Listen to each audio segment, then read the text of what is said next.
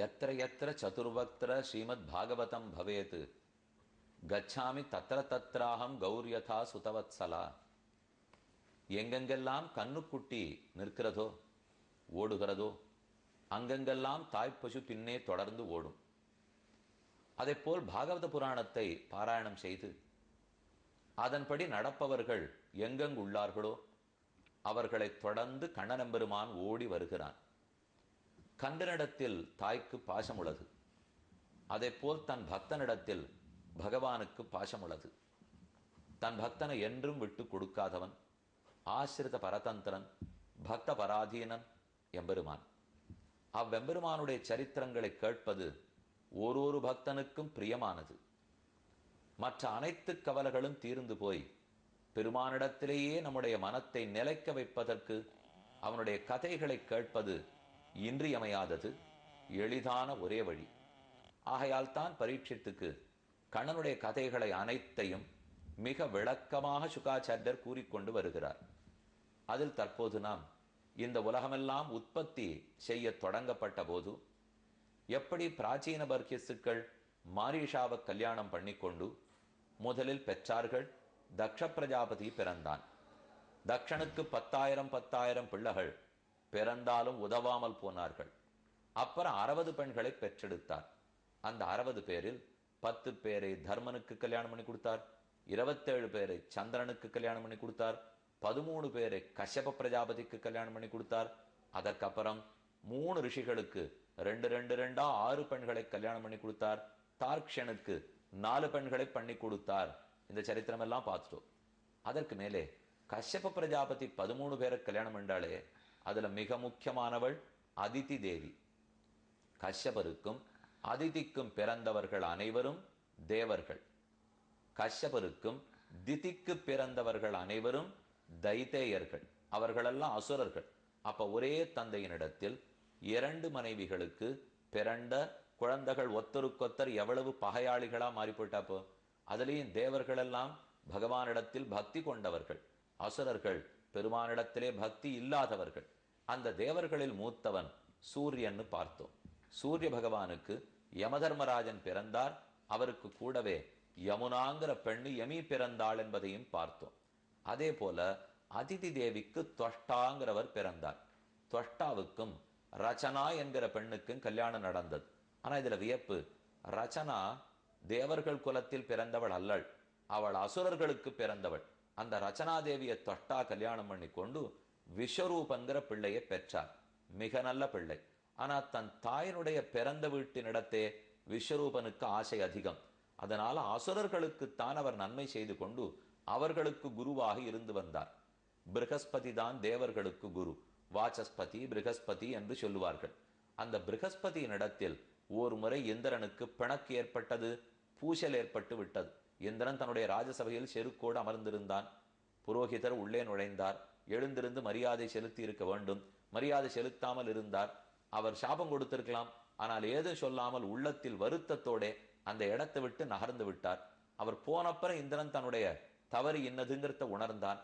அவரிடத்துல போய் மன்னிப்பு வேண்டலாம்னு போகும்போது அவர் அங்கு இல்லை. தன்னை மறைத்து கொண்டு போய்விட்டார். ஏது நடக்கிறதுன்னு இந்திரனுக்கு புரியல. ஆனா குரு இல்லை. குரு இல்லைன்னு உடனே அவனுக்கு ஐஸ்வர்யம் தொலைந்து போய் அவனுக்கு சக்தியெல்லாம் குன்ற ஆரம்பித்தது.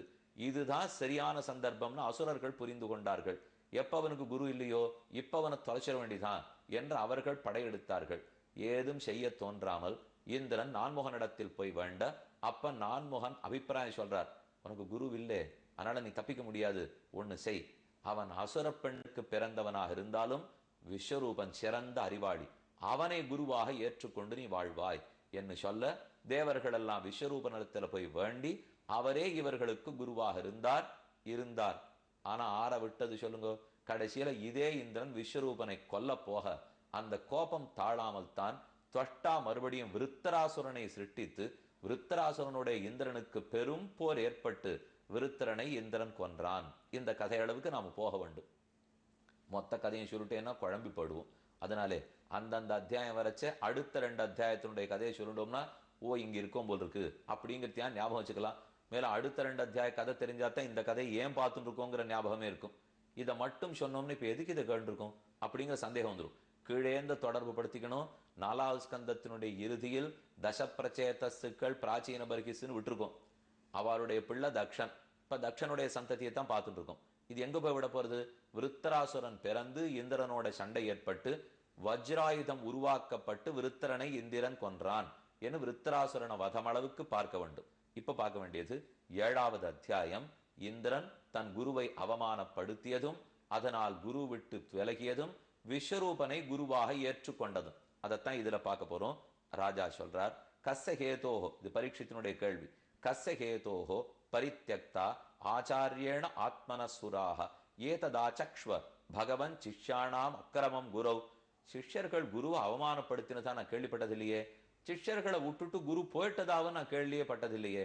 குருவுக்கு சீடன் வேணும், சீடனுக்கு குரு வேணும். சீடனே குரு விட்டுட்டா கூட குரு விடவே மாட்டார்.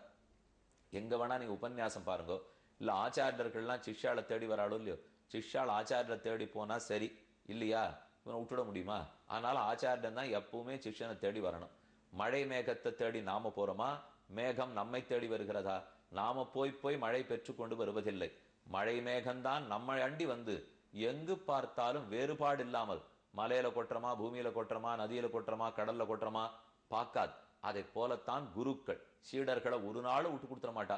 ஆனா சீடனே அனுப்பிச்சு விட்டா என்ன பண்றது? அந்த கதை தான் இப்ப பார்க்க போறோம். இந்திர திரிபுவன ஐஸ்வர்ய மதோல்லங்கித சத்பதா மருத்பிர் வசுபி ருத்ரைஹி ஆதித்யைஹி ரிபுபிர் நிருப.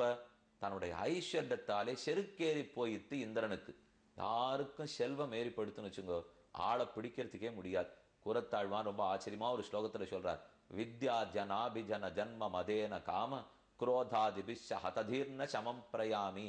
நான் படிச்சுட்டேங்கிற செருக்கு, அழகங்கிற செருக்கு, பணக்காரங்கிற செருக்கு, உயர்குலத்தில் பிறந்தேங்கிற செருக்கு உண்மையில் இந்த நாள் அவருக்கு கிடையவே கிடையாது. வருத்தும் புறவிருள் மாத்த எம் பொய்கைப்பிரான்னு ராமானுஜனுத்தந்தாதி பாஷன ஆரம்பிக்கும். ஆழ்வார்கள் எல்லாரையும் அடிபணிந்தவர் ராமானுஜர் இந்த பிரபந்தம் தொடங்குறது. ஆனா அதுக்கு முன்னாடி ரொம்ப ஆச்சரியமான ஒரு பாடல் இது.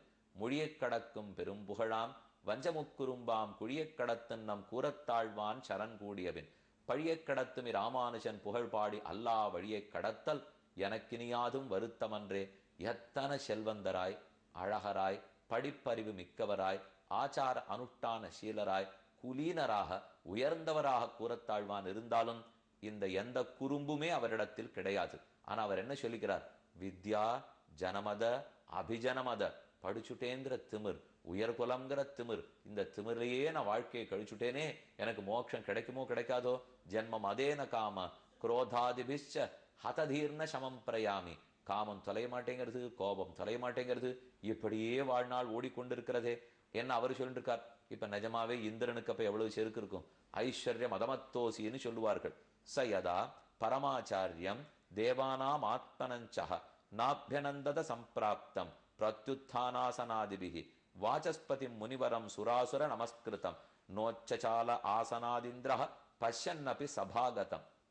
இந்திரனுடைய ராஜசபை, தன்னுடைய மனைவியர்கள்லாம் புடைசூழ, இந்திராணி பக்கத்தில் இருக்க, அப்சர ஸ்திரீகள் எல்லாம் ஆட்டமாடி பாட்டு பாடி கொண்டிருக்க, சித்தர்கள் சாரணர்கள் அவர் இவர்கள் எல்லாரும் வாத்தியம் வாசிச்சுருக்கா. செருக்கோட இந்திரன் அமர்ந்திருந்தான். அப்ப பார்த்து வாசஸ்பதி குரு உள்ளே நுழைந்தார். எந்த ஒரு மகான் வந்திருந்தாலும் அவரை நோக்கின உடனே நாம எழுந்திருந்து வாயில் வரை சென்று வரவேற்பு கூறி பூர்ண கும்பம் கொடுத்து விழுந்து நமஸ்கரித்து அவருக்கு இருப்பதற்கு அமர்வதற்கு ஆசனம் கொடுத்து ஆர்க்கியம் பாத்தியம் ஆச்சமனியம் கொடுத்து தேவரீர் எழுந்துருள்வதற்கு அடியேன் என்ன பாக்கியம் செய்தேனோ, இந்த ஏழையனுடைய குடிசைக்கு தேவரீர் வந்ததா, தன்யனானேன் என்ன அவரிடத்தில் சொல்லிக் கொள்ள வேண்டும். இவன் ஒண்ணுமே பண்ணல. இதை பத்தி தர்மசாஸ்திரம் என்ன சொல்றதுன்னா, ஒருத்தர் வந்திருக்காருன்னு உடனே நம்ம எழுந்திருக்கணும். ஏன் எழுந்திருக்கணும்னா, அந்த பெரியவர் வந்ததை பார்த்துட்டு நம்முடைய பிராணவாயு உடனே வெளியே கிளம்புமா. உள்ளுக்குள்ள மூச்சு விட்டு இருக்கமே, இந்த மூச்சு வெளியேறி அவரை நமஸ்கரிக்கணுங்கிறதுக்காக வெளியே போகும். மூச்சு இப்படி மேல் நோக்கி போயிட்டு இருக்கிறச்சே நான் உட்காண்டே இருந்தேன்னா என்ன ஆகும்? மூச்சு வெளியில போயிடும்னு அர்த்தம். நானும் எழுந்திருந்தேன்னா பிராணவாயு எனக்குள்ளேயே இருக்கும், நானும் எழுந்திருக்கிறேன்னு அர்த்தம்.